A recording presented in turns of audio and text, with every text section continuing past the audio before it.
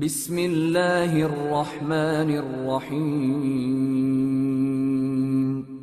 شروع اللہ کا نام لے کر جو بڑا مہربان نہایت رحم والا ہے۔ لوگو اپنے پروردگار سے ڈرو کہ قیامت کا زلزلہ ایک حادثہ عظیم ہے۔ اے مخاطب، جس دن تو اس کو دیکھے گا اس دن یہ حال ہوگا کہ تمام دودھ پلانے والی عورتیں اپنے بچوں کو بھول جائیں گی اور تمام حمل والیوں کے حمل گر پڑیں گے، اور لوگ تجھ کو مدہوش نظر آئیں گے، حالانکہ وہ مدہوش نہیں ہوں گے بلکہ عذاب دیکھ کر مدہوش ہو رہے ہوں گے۔ بے شک اللہ کا عذاب بڑا سخت ہے۔ اور بعض لوگ ایسے ہیں جو اللہ کی شان میں علم کے بغیر جھگڑتے اور ہر شیطان سرکش کی پیروی کرتے ہیں، جس کے بارے میں لکھ دیا گیا ہے کہ جو اسے دوست رکھے گا تو وہ اس کو گمراہ کر دے گا اور دوزخ کے عذاب کا رستہ دکھائے گا۔ لوگو، اگر تم کو مرنے کے بعد جی اٹھنے میں کچھ شک ہو تو ہم نے تم کو پہلی بار بھی تو پیدا کیا تھا، یعنی ابتدا میں مٹی سے، پھر اس سے نطفہ بنا کر، پھر اس سے خون کا لوتھڑا بنا کر، پھر اس سے بوٹی بنا کر جس کی بناوٹ کامل بھی ہوتی ہے اور ناقص بھی، تاکہ تم پر اپنی خالقیت ظاہر کر دیں۔ اور ہم جس کو چاہتے ہیں ایک میعاد مقرر تک پیٹ میں ٹھہرائے رکھتے ہیں، پھر تم کو بچہ بنا کر نکالتے ہیں، پھر تم جوانی کو پہنچتے ہو، اور بعض قبل از پیری مر جاتے ہیں، اور بعض بڑھاپے کی نہایت خراب عمر کی طرف لوٹائے جاتے ہیں کہ بہت کچھ جاننے کے بعد بالکل بے علم ہو جاتی ہیں۔ اور اے دیکھنے والے، تو دیکھتا ہے کہ ایک وقت میں زمین خشک پڑی ہوتی ہے، پھر جب ہم اس پر مے برساتے ہیں تو وہ شاداب ہو جاتی اور ابھرنے لگتی ہے اور طرح طرح کی بارونق چیزیں اگاتی ہے۔ ان قدرتوں سے ظاہر ہے کہ اللہ ہی قادر مطلق ہے جو برحق ہے، اور یہ کہ وہ مردوں کو زندہ کر دیتا ہے، اور یہ کہ وہ ہر چیز پر قدرت رکھتا ہے، اور یہ کہ قیامت آنے والی ہے اس میں کچھ شک نہیں، اور یہ کہ اللہ سب لوگوں کو جو قبروں میں ہیں جلا اٹھائے گا، اور لوگوں میں کوئی ایسا بھی ہے جو اللہ کی شان میں بغیر علم کے اور بغیر ہدایت کے اور بغیر کتاب روشن کے جھگڑتا ہے اور تکبر سے گردن موڑ لیتا ہے تاکہ لوگوں کو اللہ کے رستے سے گمراہ کر دے۔ اس کے لیے دنیا میں ذلت ہے، اور قیامت کے دن ہم اسے عذاب آتش سوزاں کا مزہ چکھائیں گے۔ اے سرکش، یہ اس کفر کی سزا ہے جو تیرے ہاتھوں نے آگے بھیجا ہے، اور اللہ اپنے بندوں پر ظلم کرنے والا نہیں۔ اور لوگوں میں بعض ایسا بھی ہے جو کنارے پر کھڑا ہو کر اللہ کی عبادت کرتا ہے، اگر اس کو کوئی دنیاوی فائدہ پہنچے تو اس کے سبب مطمئن ہو جائے، اور اگر کوئی آفت پڑے تو منہ کے بل لوٹ جائے، یعنی پھر کافر ہو جائے۔ اس نے دنیا میں بھی نقصان اٹھایا اور آخرت میں بھی، یہی تو صاف نقصان ہے۔ یہ اللہ کے سوا ایسی چیز کو پکارتا ہے جو نہ اسے نقصان پہنچائے اور نہ فائدہ دے سکے، یہی تو پرلے درجے کی گمراہی ہے۔ بلکہ ایسے شخص کو پکارتا ہے جس کا نقصان فائدے سے زیادہ قریب ہے۔ ایسا دوست بھی برا اور ایسا ساتھی بھی برا۔ جو لوگ ایمان لائے اور عمل نیک کرتے رہے، اللہ ان کو بہشتوں میں داخل کرے گا جن کے نیچے نہریں بہ رہی ہیں۔ کچھ شک نہیں کہ اللہ جو چاہتا ہے کرتا ہے۔ جو شخص یہ گمان کرتا ہو کہ اللہ اس کو دنیا اور آخرت میں مدد نہیں دے گا تو اس کو چاہیے کہ اوپر کی طرف یعنی اپنے گھر کی چھت میں ایک رسی باندھے، پھر اس سے اپنا گلا گھونٹ لے، پھر دیکھے کہ آیا یہ تدبیر اس کے غصے کو دور کر دیتی ہے۔ اور اسی طرح ہم نے اس قرآن کو اتارا جس کی تمام باتیں کھلی ہوئی ہیں، اور یہ یاد رکھو کہ اللہ جس کو چاہتا ہے ہدایت دیتا ہے۔ جو لوگ مومن یعنی مسلمان ہیں اور جو یہودی ہیں اور ستارہ پرست اور عیسائی اور مجوسی اور مشرک، اللہ ان سب میں قیامت کے دن فیصلہ کر دے گا۔ بے شک اللہ ہر چیز سے باخبر ہے۔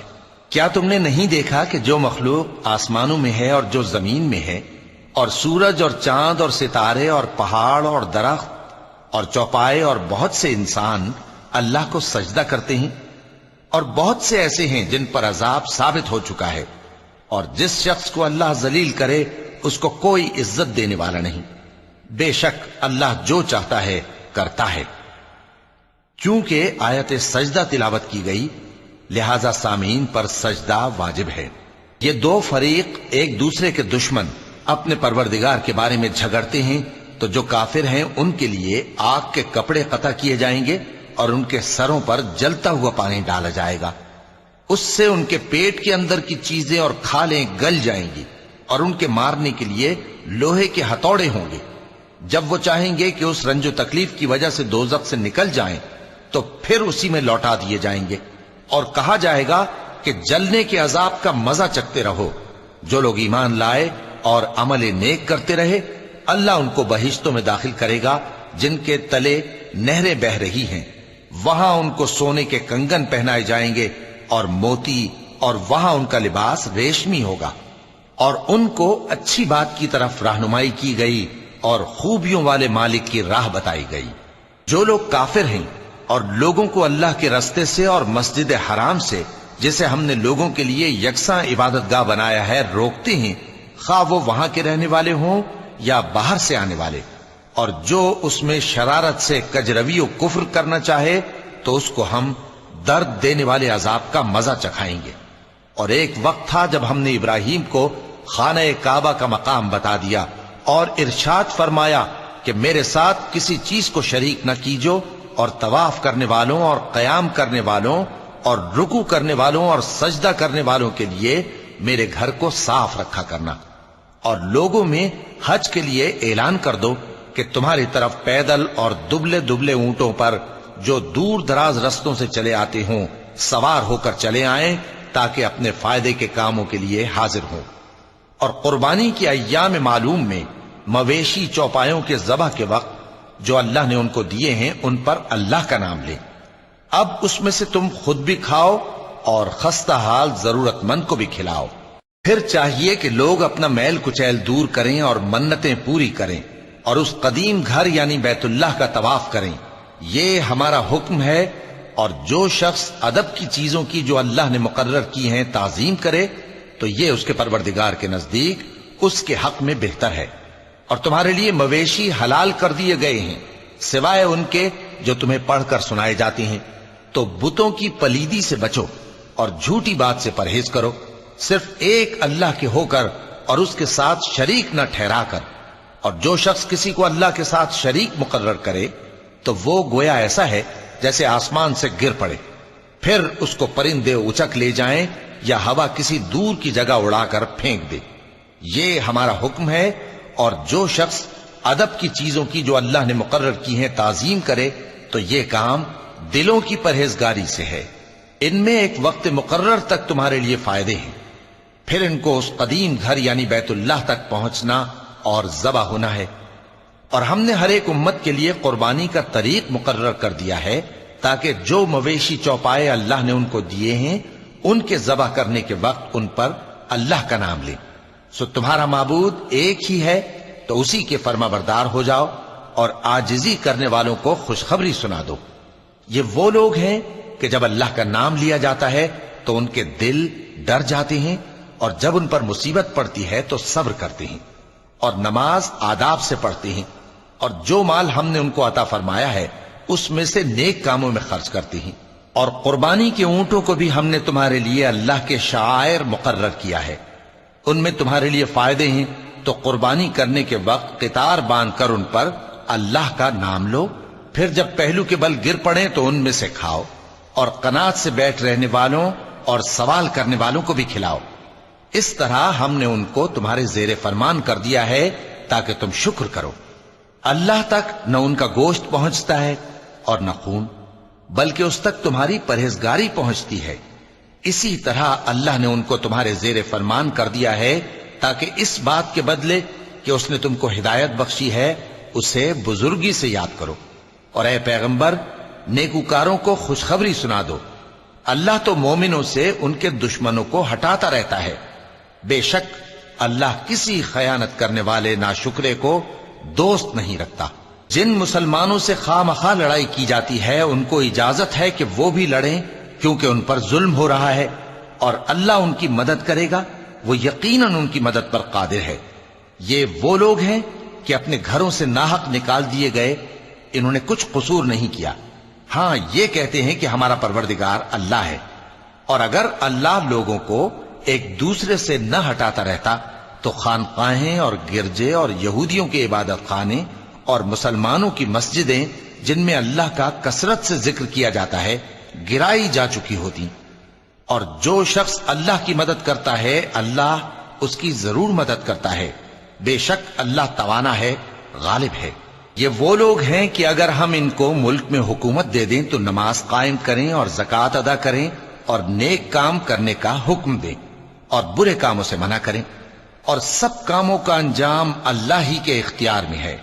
اور اگر یہ لوگ تم کو جھٹلاتے ہیں تو ان سے پہلے نوح کی قوم اور عاد اور سمود کی قومیں بھی اپنے پیغمبروں کو جھٹلا چکی ہیں، اور قوم ابراہیم اور قوم لوط بھی، اور مدین کے رہنے والے بھی، اور موسیٰ بھی تو جھٹلائے جا چکے ہیں۔ لیکن میں کافروں کو مہلت دیتا رہا، پھر میں نے ان کو پکڑ لیا، تو دیکھ لو کہ میرا عذاب کیسا سخت تھا۔ چنانچہ بہت سی بستیاں ہیں کہ ہم نے ان کو تباہ کر ڈالا کہ وہ نافرمان تھیں، سو وہ اپنی چھتوں کے بل گری پڑی ہیں، اور بہت سے کنویں بیکار اور بہت سے مضبوط محل ویران پڑے ہیں۔ سو کیا ان لوگوں نے ملک میں سیر نہیں کی تاکہ ان کے دل ایسے ہوتے کہ ان سے سمجھ سکتے اور کان ایسے ہوتے کہ ان سے سن سکتے؟ بات یہ ہے کہ آنکھیں اندھی نہیں ہوتی بلکہ دل جو سینوں میں ہیں وہ اندھے ہو جاتے ہیں۔ اور یہ لوگ تم سے عذاب کے لیے جلدی کر رہے ہیں، اور اللہ اپنے وعدے کے خلاف ہرگز نہیں کرے گا۔ اور بے شک تمہارے پروردگار کے نزدیک ایک روز تمہارے حساب کی روح سے 1000 برس کے برابر ہے۔ اور بہت سی بستیاں ہیں کہ میں ان کو مہلت دیتا رہا جبکہ وہ نافرمان تھیں، پھر میں نے ان کو پکڑ لیا اور میری ہی طرف لوٹ کر آنا ہے۔ اے پیغمبر کہہ دو کہ لوگوں میں تو تم کو کھلم کھلا خبردار کرنے والا ہوں، تو جو لوگ ایمان لائے اور کام نیک کیے ان کے لیے بخشش اور عزت کی روزی ہے، اور جن لوگوں نے ہماری آیتوں میں اپنے خیال میں ہمیں عاجز کرنے کے لیے دوڑ دھوپ کی وہ اہل دوزخ ہیں۔ اور ہم نے تم سے پہلے کوئی رسول اور نبی نہیں بھیجا مگر اس کا یہ حال تھا کہ جب وہ کوئی آرزو کرتا تھا تو شیطان اس کی آرزو میں وسوسہ ڈال دیتا تھا، تو جو وسوسہ شیطان ڈالتا ہے اللہ اس کو دور کر دیتا ہے، پھر اللہ اپنی آیتوں کو مضبوط کر دیتا ہے، اور اللہ علم والا ہے، حکمت والا ہے۔ غرض اس سے یہ ہے کہ جو وسوسہ شیطان ڈالتا ہے اس کو ان لوگوں کے لیے جن کے دلوں میں بیماری ہے اور جن کے دل سخت ہیں ذریعہ آزمائش ٹھہرائے۔ بے شک ظالم لوگ مخالفت میں دور جا پڑے۔ اور یہ بھی غرض ہے کہ جن لوگوں کو علم عطا ہوا ہے وہ جان لیں کہ وہ یعنی وحی تمہارے پروردگار کی طرف سے حق ہے، تو وہ اس پر ایمان لائیں اور ان کے دل اللہ کے آگے عاجزی کریں۔ اور جو لوگ ایمان لائے ہیں اللہ ان کو سیدھے رستے کی طرف ہدایت کرتا ہے، اور کافر لوگ ہمیشہ اس کی طرف سے شک میں رہیں گے یہاں تک کہ قیامت ان پر ناگہاں آ جائے یا ایک نامبارک دن کا عذاب ان پر آ واقع ہو۔ اس روز بادشاہی اللہ ہی کی ہوگی اور وہ ان میں فیصلہ کر دے گا، تو جو لوگ ایمان لائے اور عمل نیک کرتے رہے وہ نعمت کے باغوں میں ہوں گے، اور جو کافر ہوئے اور ہماری آیتوں کو جھٹلاتے رہے ان کے لیے ذلیل کرنے والا عذاب ہوگا۔ اور جن لوگوں نے اللہ کی راہ میں ہجرت کی پھر مارے گئے یا مر گئے ان کو اللہ اچھی روزی دے گا، اور بے شک اللہ بہترین رزق دینے والا ہے۔ وہ ان کو ایسے مقام میں داخل کرے گا جسے وہ پسند کریں گے، اور اللہ تو جاننے والا ہے، بردبار ہے۔ یہ بات اللہ کے ہاں ٹھہر چکی ہے، اور جو شخص کسی کو اتنی ہی ایذا دے جتنی ایذا اس کو دی گئی، پھر اس شخص پر زیادتی کی جائے تو اللہ اس کی مدد کرے گا۔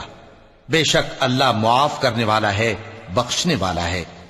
یہ اس لیے کہ اللہ رات کو دن میں داخل کرتا ہے اور دن کو رات میں داخل کرتا ہے، اور اللہ تو سننے والا ہے، دیکھنے والا ہے۔ یہ اس لیے کہ اللہ ہی برحق ہے، اور جس چیز کو کافر اللہ کے سوا پکارتے ہیں وہ باطل ہے، اور اس لیے کہ اللہ اونچی شان والا ہے، بڑا ہے۔ کیا تم نہیں دیکھتے کہ اللہ آسمان سے مے برساتا ہے تو زمین سرسبز ہو جاتی ہے؟ بے شک اللہ مہربان ہے، خبردار ہے۔ جو کچھ آسمانوں میں ہے اور جو کچھ زمین میں ہے اسی کا ہے، اور بے شک اللہ بے نیاز ہے، قابل ستائش ہے۔ کیا تم نہیں دیکھتے کہ جتنی چیزیں زمین میں ہیں سب اللہ نے تمہارے زیر فرمان کر رکھی ہیں، اور کشتیاں بھی جو اسی کے حکم سے سمندر میں چلتی ہیں، اور وہ آسمان کو تھامے رہتا ہے کہ زمین پر نہ گر پڑے مگر اس کے حکم سے۔ بے شک اللہ لوگوں پر نہایت شفقت کرنے والا مہربان ہے۔ اور وہی تو ہے جس نے تم کو حیات بخشی، پھر تم کو مارتا ہے، پھر تمہیں زندہ بھی کرے گا، اور انسان تو بڑا ناشکرا ہے۔ ہم نے ہر ایک امت کے لیے بندگی کی ایک راہ مقرر کر دی ہے کہ اسی طرح وہ بندگی کرتے ہیں، تو یہ لوگ تم سے اس معاملے میں جھگڑا نہ کریں، اور تم لوگوں کو اپنے پروردگار کی طرف بلاتے رہو، بے شک تم سیدھے رستے پر ہو۔ اور اگر یہ تم سے جھگڑا کریں تو کہہ دو کہ جو عمل تم کرتے ہو اللہ ان سے خوب واقف ہے۔ جن باتوں میں تم اختلاف کرتے ہو اللہ تم میں قیامت کے روز ان کا فیصلہ کر دے گا۔ کیا تم نہیں جانتے کہ جو کچھ آسمان اور زمین میں ہے اللہ اس کو جانتا ہے؟ یہ سب کچھ کتاب میں لکھا ہوا ہے، بے شک یہ سب اللہ کو آسان ہے۔ اور یہ لوگ اللہ کے سوا ایسی چیزوں کی عبادت کرتے ہیں جن کی اس نے کوئی سند نازل نہیں فرمائی، اور نہ ان کے پاس اس کی کوئی دلیل ہے، اور ظالموں کا کوئی بھی مددگار نہیں ہوگا۔ اور جب ان کو ہماری صاف صاف آیتیں پڑھ کر سنائی جاتی ہیں تو ان کی شکل بگڑ جاتی ہے، اور تم ان کے چہروں میں صاف طور پر ناگواری دیکھتے ہو۔ ایسا لگتا ہے کہ جو لوگ ان کو ہماری آیتیں پڑھ کر سناتے ہیں ان پر حملہ کر دیں گے۔ کہہ دو کہ میں تم کو اس سے بھی بری چیز بتاؤں، وہ دوزخ کی آگ ہے جس کا اللہ نے کافروں سے وعدہ کیا ہے، اور وہ برا ٹھکانہ ہے۔ لوگوں، ایک مثال بیان کی جاتی ہے، اسے غور سے سنو کہ جن لوگوں کو تم اللہ کے سوا پکارتے ہو وہ ایک مکھی بھی نہیں بنا سکتے اگرچہ اس کے لیے سب اکٹھے ہو جائیں، اور اگر مکھی ان سے کوئی چیز چھین لے جائے تو اسے اس سے چھڑا نہیں سکتے۔ طالب اور مطلوب یعنی عابد اور معبود دونوں گئے گزرے ہیں۔ ان لوگوں نے اللہ کی قدر جیسی کرنی چاہیے تھی نہیں کی۔ کچھ شک نہیں کہ اللہ زبردست ہے، غالب ہے۔ اللہ فرشتوں میں سے پیغام پہنچانے والے منتخب کر لیتا ہے اور انسانوں میں سے بھی۔ بے شک اللہ سننے والا ہے، دیکھنے والا ہے۔ جو ان کے آگے ہے اور جو ان کے پیچھے ہے وہ اس سے واقف ہے، اور سب کاموں کا رجوع اللہ ہی کی طرف ہے۔ مومنوں، رکوع کرتے اور سجدہ کرتے اور اپنے پروردگار کی عبادت کرتے رہو اور نیک کام کرو تاکہ فلاح پاؤ۔ چونکہ آیت سجدہ تلاوت کی گئی ہے لہذا سامعین پر سجدہ واجب ہے۔ اور اللہ کی راہ میں جہاد کرو جیسا جہاد کرنے کا حق ہے۔ اس نے تم کو منتخب کیا ہے اور تم پر دین کی کسی بات میں تنگی نہیں کی، اور تمہارے لیے تمہارے باپ ابراہیم کا دین پسند کیا۔ اسی اللہ نے پہلے یعنی پہلی کتابوں میں تمہارا نام مسلم رکھا تھا، اور اس کتاب میں بھی وہی نام رکھا ہے۔ تو جہاد کرو تاکہ پیغمبر تمہارے بارے میں گواہ ہوں اور تم لوگوں کے مقابلے میں گواہ رہو۔ سو مسلمانوں، نماز قائم کرو اور زکوٰۃ دو اور اللہ کے دین کی رسی کو پکڑے رہو، وہی تمہارا دوست ہے۔ سو وہ کیا خوب دوست ہے اور کیا خوب مددگار ہے۔ صدق اللہ العظیم۔